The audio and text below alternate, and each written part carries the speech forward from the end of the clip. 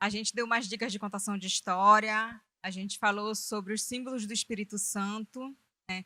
Porque quando a gente vai contar uma história, a gente tem que dar uma introdução. Não pode só jogar, porque o Espírito Santo, né, a criança não tem ainda esse entendimento, ainda não sabe, então a gente fala primeiro um pouco, conta a respeito. O Espírito Santo, ele é uma pessoa, ele é a terceira pessoa de Deus. Mas por que ele é uma pessoa, tia? A gente pode ver? Não, ele é invisível aos olhos. Nós podemos senti-lo. Ele é uma pessoa porque ele tem sentimentos, porque ele se entristece, ele se aborrece, ele sai de perto de nós, ele se afasta de nós. Nós somos a casa do Espírito Santo. Mas se você, criança, chegar na sua casa e estiver cheio de bicho, cheio de rato, você vai querer ficar lá? Não. Assim é o Espírito Santo de Deus. A nossa casa, o nosso templo tem que estar limpo para poder o Espírito Santo de Deus habitar em nós. O Espírito Santo, ele é o nosso consolador. Jesus, quando ele estava aqui na terra, ele não podia estar em todos os lugares, porque ele estava em forma de homem. E ele disse que era necessário que ele fosse, para que ele enviasse o nosso Consolador, o nosso amigo Espírito Santo. Às vezes a gente quer agir pela força do braço, né? Na nossa luta do dia a dia, a gente esquece que o Espírito Santo está ali. E a gente às vezes só chega e diz, agora eu entro na tua presença, Espírito Santo. Mas não é, a gente tem que convidar sempre o Espírito Santo para estar conosco. E uma forma fácil e didática de ensinar a criança sobre a Trindade. A Trindade é uma palavra que não consta na Bíblia, né? Só para constar. Mas uma forma bem fácil de explicar é o ovo. Mas como assim o ovo, né? Aqui eu trouxe em visual, mas vocês, na congregação, vocês podem cozinhar o ovo mesmo, né? E começar a explicar. Deus, quantos ovos nós temos aqui? Né? Mas o ovo é só um, mas ele é dividido em 3 partes. A primeira parte é a casca. E essa casca do ovo, você vai quebrando com a criança? Essa casca do ovo é como se fosse Jesus, que foi quebrado. Ele foi moído. Ele se entregou por nós, pelos nossos pecados. Aí você abre o ovo. Quais são as outras partes do ovo? A gema e a clara, né? A gema significa Deus, o centro de tudo, o Criador, o Alfa e o Ômega. E a clara, o que significa? A clara seria o Espírito Santo.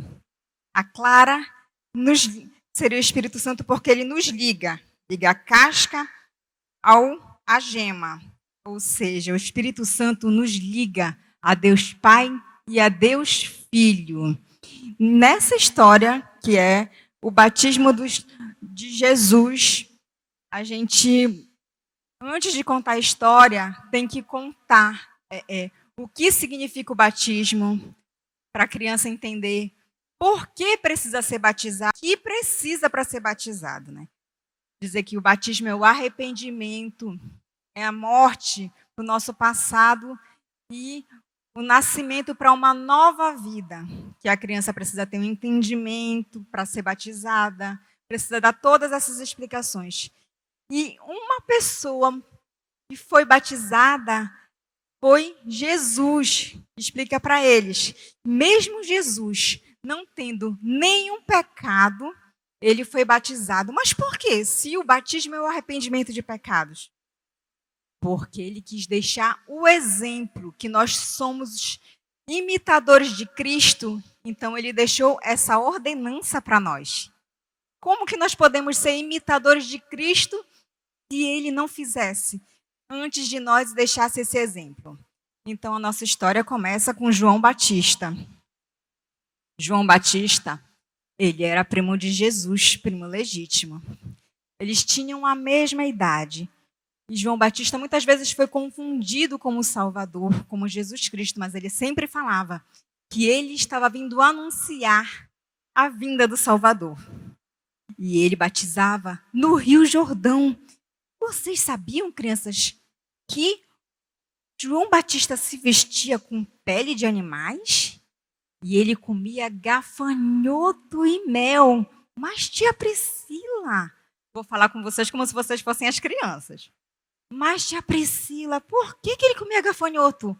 Porque ele ficava muito tempo no deserto e o gafanhoto e o mel silvestre tinha muita proteína e ajudava ele a se manter forte. E ele ficava batizando e pregava o arrependimento. As pessoas chegavam lá e diziam: o que eu devo fazer agora? E ele dizia: mude. Se você fazia o errado, não faça mais. Mas o que é esse pecado? Também tem que explicar isso para as crianças, que elas não sabem. As pessoas, às vezes, de maneira precipitada, falam que o pecado é o que a gente pega, é o que a gente olha, é o que a gente faz. Na verdade, isso é uma consequência do pecado, né? Porque lá em Romanos 3:23 diz o seguinte, que todos pecaram e longe estão da glória de Deus. Então, todos nós somos pecadores, esse pecado está em nós. E, em consequência desse pecado que está em nós, a gente faz as coisas erradas, que a gente já sabe, que a gente olha para o que não deve, ouve o que não deve. Né? Isso é apenas uma consequência desse pecado que está em nós. E a gente tem que explicar para as crianças que elas têm a escolha de obedecer esse pecado que está já em nós ou não. E mesmo que se fizer alguma coisa errada, sempre pedir perdão. Então vamos lá para a história. Jesus chegou com João Batista. Agora pode segurar. As minhas ajudantes lindas e maravilhosas. Cadê? Deixa eu ver. Tá aqui. João Batista estava lá no Rio Jordão batizando e anunciando o arrependimento dos pecados. Foi quando Jesus chegou. Cadê o Jesus? Jesus chegou e pediu para ser batizado. E João Batista disse que não merecia nem ao menos se abaixar e desatarrachar as suas sandálias. Mas Jesus disse que precisava ser batizado, que precisava deixar esse exemplo, essa ordenança aqui na terra, para que nós pudéssemos seguir. E quando ele desceu as águas, desce as águas, Jesus, desceu as águas, se abriu o céu e veio o Espírito Santo em forma de pomba. Um dos símbolos do Espírito Santo é esse, a pomba, né? E Jesus foi batizado nesse momento e Deus falou, abriu os céus e disse: esse é meu filho amado, a quem muito me dá alegria. E aí foi o início do ministério de Jesus na Terra, né? Bem, essa é basicamente a história que vai ser contada na congregação. Eu vou deixar